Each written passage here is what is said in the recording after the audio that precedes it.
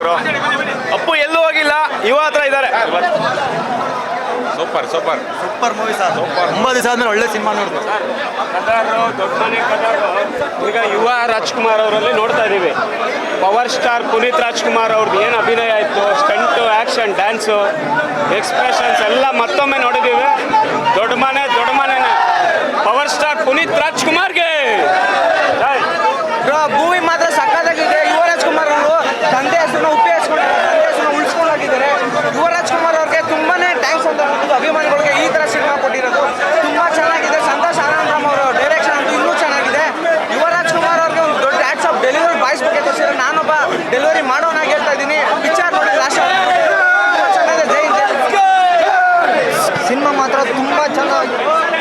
Brother, actually ತುಂಬ expectation ಇತ್ತು ಯುವ ಸಿನಿಮಾ ಬಗ್ಗೆ. ನಿಜವಾಗ್ಲೂ ಯುವ ರಾಜ್ಕುಮಾರ್ ಅವ್ರು ಎಷ್ಟು ಚೆನ್ನಾಗಿ ಆ್ಯಕ್ಟ್ ಮಾಡಿದ್ದಾರೆ ಅಂದರೆ, ಆ ಸ್ಟಂಟ್ಸ್ ಆಗಿರ್ಬೋದು, ಫೈಟ್ಸು, ಆ ಪರ್ಫಾರ್ಮೆನ್ಸು ಕನ್ನಡಕ್ಕೆ ಒಬ್ಬ ಮಾಸ್ ಹೀರೋ ಖಂಡಿತ ಆಗ್ತಾರೆ. ಮುಂದಿನ ದಿನಗಳಲ್ಲಿ ಒಂದು ದೊಡ್ಡ ಹೀರೋ ಆಗ ಎಲ್ಲ ಲಕ್ಷಣಗಳಿದೆ. ನನಗೆ ಈ ಸಿನಿಮಾದಲ್ಲಿ ಇಷ್ಟ ಆಗಿದೆ ಏನಂದರೆ, ಯುವ ಅವ್ರ ಪರ್ಫಾರ್ಮೆನ್ಸು, ಆ ಸ್ಟಂಟ್ಸು, ಆ ಪುನೀತ್ ಅವ್ರನ್ನೇ ನಮಗೆ ಮರುಕಳಿಸುತ್ತೆ. ಅವ್ರು ನೆನಪಾಗ್ತಾರೆ.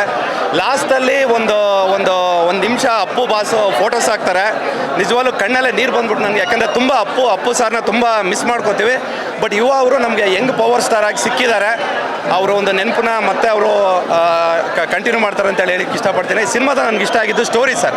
ಇದಕ್ಕಿಂತ ಒಂದು ಒಳ್ಳೆ ಡೆಬ್ಯೂ ಅವ್ರಿಗೆ ಕೊಡ್ಲಿಕ್ಕೆ ಚಾನ್ಸೇ ಇಲ್ಲ. ಆಮೇಲೆ ಎಷ್ಟು ಅದ್ಭುತ ಹೊಸದಂತ ಅನ್ಸೋದೇ ಇಲ್ಲ. ಆಲ್ರೆಡಿ ಒಂದು 20 ಸಿನಿಮಾ ಆ್ಯಕ್ಟ್ ಮಾಡಿದ್ದಾರೆ ಅನ್ನೋ ಥರ ಇದೆ. ಫ್ಯಾಮಿಲಿ ಬಂದು ನೋಡಿ ಸರ್.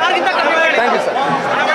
ಫಿಲಮ್ ಮಾತ್ರ ಯಾವ ಸ್ಟಾರ್ಗಿಂತನೂ ಕಮ್ಮಿ ಮಾಡಲಿಲ್ಲ ಸರ್. ಆ ಥರ ಫೈಟ್, ಆ ಥರ ಡ್ಯಾನ್ಸು ಸಿನಿಮಾದ ಈಗ ಹೊಸೊಬ್ರು ಬಂದರೂ ಯಾರು ಮಾಡೋಕ್ಕಾಗಲ್ಲ ಸರ್. ಆ ಥರ ಮಾಡೋರ ಸರ್. ಇವತ್ತು ಹೇಳ್ತೀನಿ, ದೊಡ್ಡ ಮನೆ ದೊಡ್ಡ ಮನೆ ಒಂದು ಚಿಕ್ಕರೂ ಓಡಾಡ್ಸೋಕ್ಕಾಗಲ್ಲ ಸರ್. ಯಾರು ಕೈಲ್ವೇ ಸರ್.